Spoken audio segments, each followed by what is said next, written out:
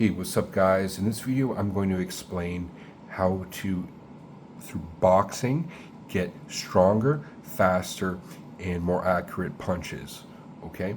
Because it always isn't just like how strong you throw a punch, but it's the ones they don't see coming. And the ones they don't see coming are quicker, a little faster, not telegraphed, being that you're not like moving your hand before you're punching, it's just coming straight from here.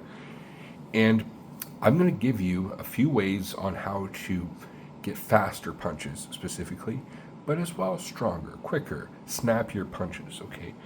Because this is the one thing in the last, especially month, because I've been training now boxing for 3 months, the last month specifically, everything is just coming together. My boxing, my throwing my punches, my coaches are mentioning this, that everything's coming together. And I've trained a lot in bodybuilding and strength training, so when I actually can throw now properly with my body mechanics right and do it right, it just works. And I'm going to share that with you on how to do it, okay? So, but I'm going to give you a few training methods first. One is you shadow box with, you start with 3-pound weights, okay? And eventually you might move to 5 pounds. Don't go any more than 5 pounds while you shadow box, okay? So through shadow boxing, jabs, cross. When you do the cross, you turn your foot, things, jab, jab, cross. Throw some hooks. Maybe throw an uppercut in there. Jab, jab, hook, jab, cross, hook, jab, uppercut. So you're just doing things, and then you're also moving. You're taking your steps while you're doing it. You know what I mean? You might do a jab, jab, cross, slip, slip, jab, hook, you know what I mean? Weave. You're just doing your basic shadow boxing that you normally do without weights, with weights. And then once you put those weights down, you're gonna be like, what the hell? It's so much faster.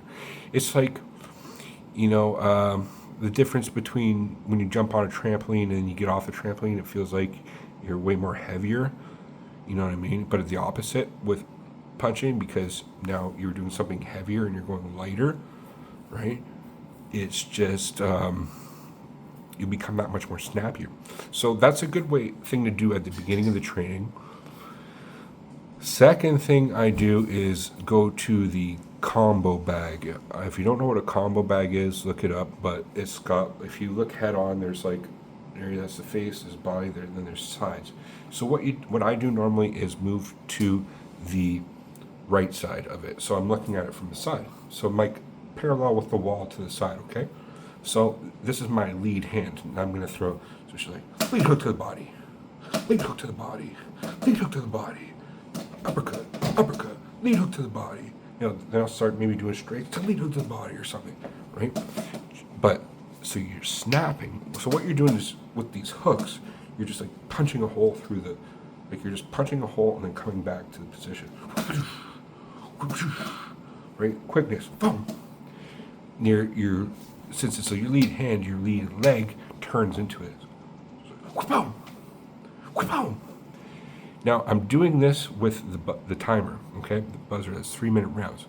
I start on the right side for about 20 shots, okay?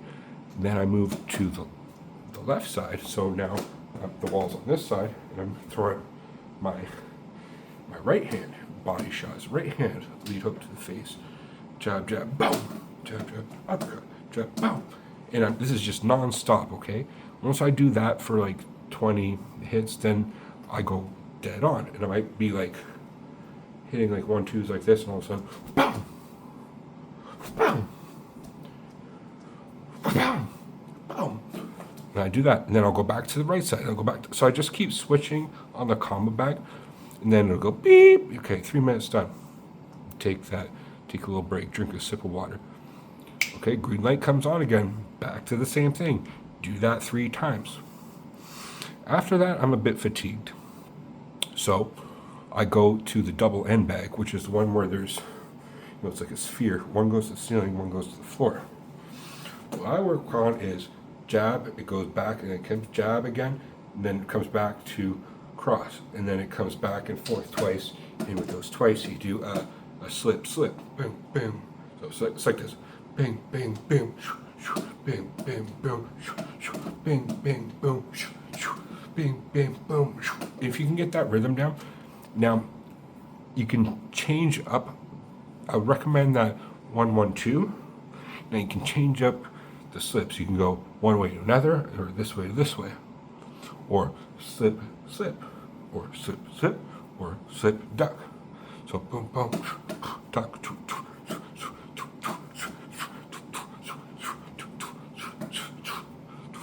So you're changing up the slips whilst keeping the rhythm down.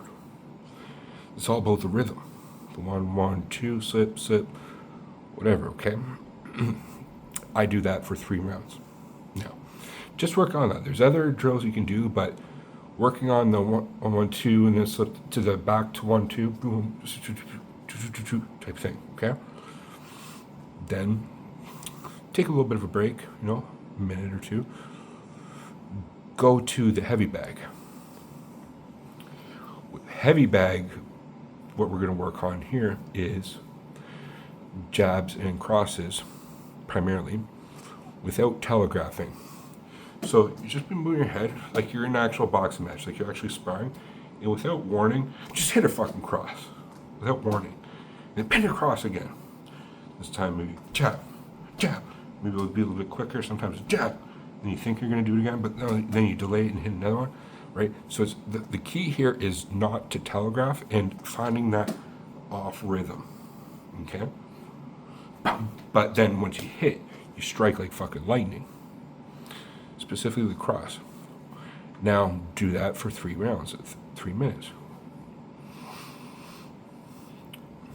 Then, preferably, not always, you can move to the ring with your coach.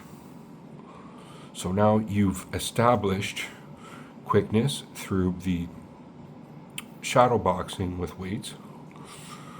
You move to the combo bag, side to side and straight on. Sides being those hooks on one side, the other side being hooks and uppercuts on the other side.